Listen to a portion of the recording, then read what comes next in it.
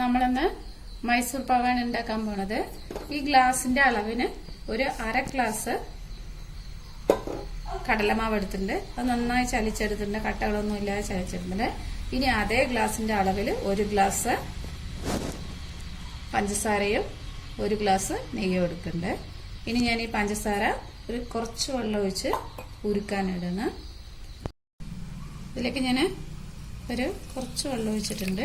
1/4 ഗ്ലാസ്സിലും താഴെ വെള്ളം ഒഴിച്ചിട്ടുണ്ട്. ഇനി നമുക്കിതൊന്ന് ഉരുക്കിയെടുക്കാം. ഇതൊന്ന് നന്നായി തിളച്ചു. കുറച്ച് കുറച്ചായിട്ട് ഞാൻ അതിലേക്ക് ഇടേണ്ടത് കട്ട കെട്ടാതെ ഇളക്കി കൊടുക്കുക.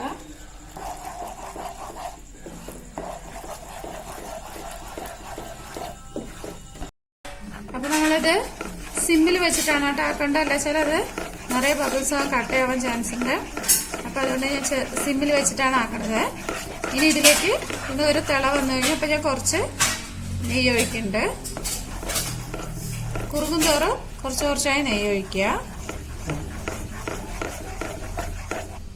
ഇനി 1 ഗ്ലാസ് നെയ്യ് കുറച്ച് കുറച്ചായി ഒഴിച്ചു. ഇത് കുറേ സമയം ഇങ്ങനെ ഇളക്കണം കേട്ടോ, കൈ വിടാതെ ഇളക്കണം, അല്ലെങ്കിൽ അത് കട്ടയാവും. അപ്പോൾ ഈ പരുവത്തിലായിട്ടുണ്ട്. ഇനി കുറച്ചുകൂടി ആവാനുണ്ട്. എണ്ണയൊക്കെ നെയ്യ് ഫുള്ളും അതിന് തോർന്നു വന്നിട്ടുണ്ട്.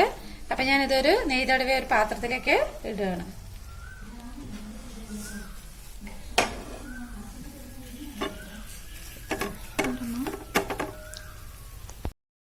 അപ്പൊ കുറച്ച് ക്രിസ്പി ആയിട്ടുള്ള ഹാർഡായിട്ടുള്ളതാണ് ഞാൻ ഉണ്ടാക്കിയത്, നല്ല സോഫ്റ്റ് ആയിട്ടുള്ളതല്ല. വളരെ കുറച്ച് അളവിലേ ഉണ്ടാക്കിയുള്ളൂ. 1 പ്രാവശ്യം ഉണ്ടാക്കിയപ്പോൾ എനിക്കത് കുറച്ച് മിസ്റ്റേക്ക് പറ്റിപ്പോയി. അപ്പൊ ഞാൻ ഇപ്രാവശ്യം വളരെ കുറച്ച് അളവിലേ ഉണ്ടാക്കിയിട്ടുള്ളൂ. അപ്പൊ 1:2, അതായത് നമ്മൾ കടലമാവ് എടുക്കുന്നതിന്റെ ഇരട്ടിയായിരിക്കണം പഞ്ചസാരയും പിന്നെ എന്താ പറയുക നെയ്യും. ക്രിസ്പി ആയിട്ടാണ് ഉണ്ടാക്കിയത്. അത് സോഫ്റ്റ് ആയി വരണമെങ്കിൽ നിങ്ങൾ കുറച്ച് മുന്നേ എടുത്താൽ മതി. ഓക്കെ, അപ്പൊ എല്ലാവരും ഒന്ന് ട്രൈ ചെയ്ത് നോക്കുക. ലൈക്ക് ചെയ്യുക, ഷെയർ ചെയ്യുക. Okay, thank you.